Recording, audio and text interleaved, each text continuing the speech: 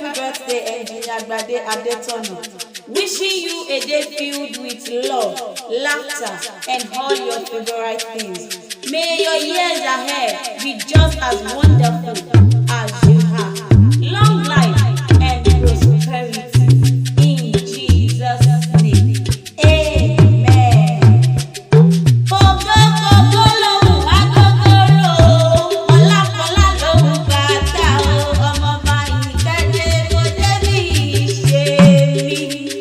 Mo dé wẹ́rẹ́wẹ́rẹ́ bí èjì alẹ́, mo dé kùtù àìpé èjì ìyálẹ̀ ta àní mo dé nítorí ọlọ́jọ́ ìbí tó ní o.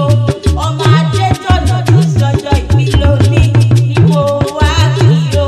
Happy birthday to you, Gbádégẹṣin Abíọ́dún Adétọ̀nà. Ṣé bọ́lọ́dún ní mọ́dún ẹ̀ lọ́dún bọ́dún bá ti dé? Oyin mọ́dún tirẹ̀ nínú afárá mẹ́kùn tí mo tiẹ̀ lọ́lá lèrè o gẹ́gẹ́ bó ṣe láti mọ tiẹ̀ nínú àpá. Ìwọ ọmọ ní ṣọdún ìbànújẹ́, ọdún ayọ̀ ló mọ̀ ṣe. Ikú onídìílé rẹ̀ ṣòde, àrùn onídìílé rẹ̀ ṣọ̀rẹ̀.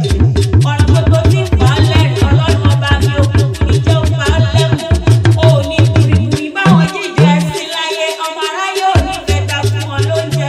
Àrídùnnú rẹ̀ ọmọ wọn ní ìbànújẹ́. Ọmọ wọn nílò Ògbómọ̀ṣọ́ o. Àmọ́ ọmọ òun dá ṣẹlẹ̀ ló wà ní àbòròdé. Gbádégẹṣin mojú ọmọ jẹ́ mi ní òòtẹ́ mi. Inú ilé ló bá wà owó dé, ẹ̀yìnkùlé ló bá wà owó ọ̀dẹ̀dẹ̀ wò. Yàrá ló bá wà owó ọkàn lé. Mo ní òkèèrà nílẹ̀ kò dìde torí kò ní ìṣojú ayọ̀ rẹ̀ òkú ayẹyẹ orí gbádùn o. Mo ní sáré máa dé kálọ̀ bàbá tó bí ọlọ́mọ nílùú Ògbómọ̀ṣọ́ ajílété.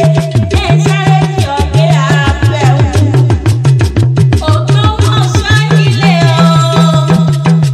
Ògbómọ̀ṣọ́ ajílété níbi wọ́n gbé ń jẹ̀ka kí wọ́n tó mú ọyàn kan. Ògbómọ̀ṣọ́ ìlú ọ̀lẹ́ ò pé mo lákìkanjú ló ń débẹ̀. Ṣé fótò rí ẹlẹ́mọ̀ṣọ́, olóyè ẹlẹ́mọ̀ṣọ́ lẹ́sẹ̀ bẹ́ẹ̀ tẹ́sọ̀ di l'Ògbómọ̀ṣọ́. Dúdú fọ̀rọ̀ gbogbo ṣàpamọ́ra, ó d'Ògbómọ̀ṣọ́ kò délé wí. Mo ló d'Ògbómọ̀ṣọ́ kò mọ̀mọ́ délé ro o. Ó délé tán ó rò fóògùn. Ṣé gbogbo ló lọ́jọ́ kan ìpọ́njú? Orí ẹni ló lọ́jọ́ ọdún.